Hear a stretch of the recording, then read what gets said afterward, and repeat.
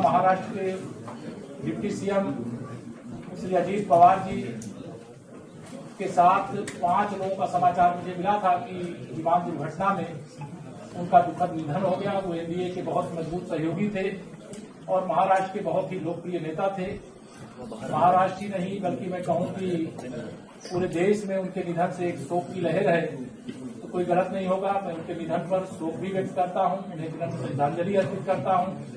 उनके परिवारजनों को, उनके समर्थकों को और महाराष्ट्रवासियों को यह दुख सहने की भगवान शक्ति प्रदान करे, ऐसी प्रार्थना करते हुए आज की जो प्रेस है वह आज प्रदेश के सभी मुख्य विकास अधिकारियों की एक दिवसीय समीक्षा बैठक और कार्यशाला का आयोजन किया गया। इसका एक ही लक्ष्य है कि अभी हमारे समूह के साथ 1 करोड़ से अधिक दीदियां तो जुड़ी हुई हैं, लेकिन अब इस लक्ष्य को हम लोगों ने बड़ा किया है कि उत्तर प्रदेश चूंकि देश का सबसे बड़ा प्रदेश है, यहाँ 25 करोड़ की आबादी है और इस 25 करोड़ की आबादी में से 3 करोड़ जो हमारी गांव में गरीब परिवारों में महिलाएं हैं, उनको समूह की दीदी के रूप में जोड़ने का काम किया जाएगा।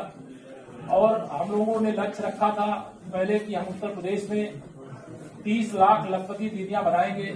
वह लक्ष्य लगभग हमने पूरा कर लिया है, लेकिन आज हम यहाँ पर यह घोषणा कर रहे हैं वो 30 लाख की जगह अब 1 करोड़ लखपति दीदी बनाने का एक लक्ष्य प्रदेश के अंदर आज की बैठक में तय किया है, सबको लक्ष्य दिया गया है।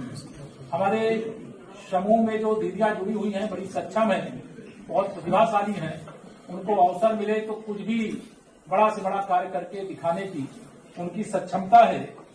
इसलिए हम लोगों ने यह भी तय किया है कि प्रत्येक जिले में आज सभी सीडीओज को कहा है कि 100 करोड़पति दीदियां, लखपति के आगे करोड़पति दीदियां बनाने का भी एक लक्ष्य लें।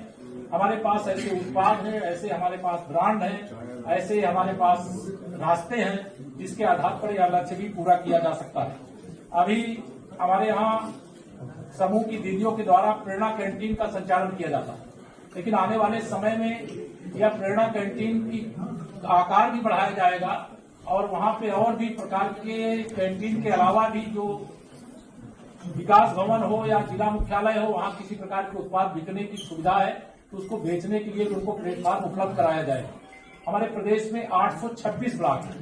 826 ब्लॉक में बहुत सारे शहरी और नगरीय क्षेत्रों में आ गए और उसमें बड़ा स्पेस खाली है। तो हम लोगों ने यह भी तय किया है कि हमारे जो ब्लॉक परिसर में स्पेस खाली है वहां पे स्टॉल ढंग के बनवा करके उनको दीदियों को उपलब्ध कराने, जिससे वहां व्यापार करके कारोबार करके उनकी आमदनी में बढ़ोतरी किया जा सके। यह भी आज की इस बैठक में लक्ष्य लिया गया। एक जनपद एक उत्पाद, ये उत्तर प्रदेश की एक महत्वपूर्ण उपलब्धि है और देश ने इसको अपने मॉडल के रूप में लिया है। और अभी एक जनपद एक व्यंजन की भी लॉन्चिंग 24 जनवरी यूपी दिवस के अवसर पर माननीय गृहमंत्री जी के आगमन पर किया गया था। अब हम लोगों ने यह भी लक्ष्य दिया है कि प्रत्येक जनपद में, जैसे लखनऊ है उदाहरण के लिए, तो लखनऊ में 75 जनपद का उत्पाद, 75 जनपदों का व्यंजन अगर कोई खरीदना चाहे तो एक किसी प्लेटफॉर्म पर उपलब्ध हो। ऐसा हर जिले में ऐसी योजना बनाने के लिए और ऐसी कैंटीन बनाने के लिए, ऐसे शोरूम बनाने के लिए जहां पर ऐसे सामान उपलब्ध हो सके, यह भी आज यहाँ पर निर्देश दिया गया है।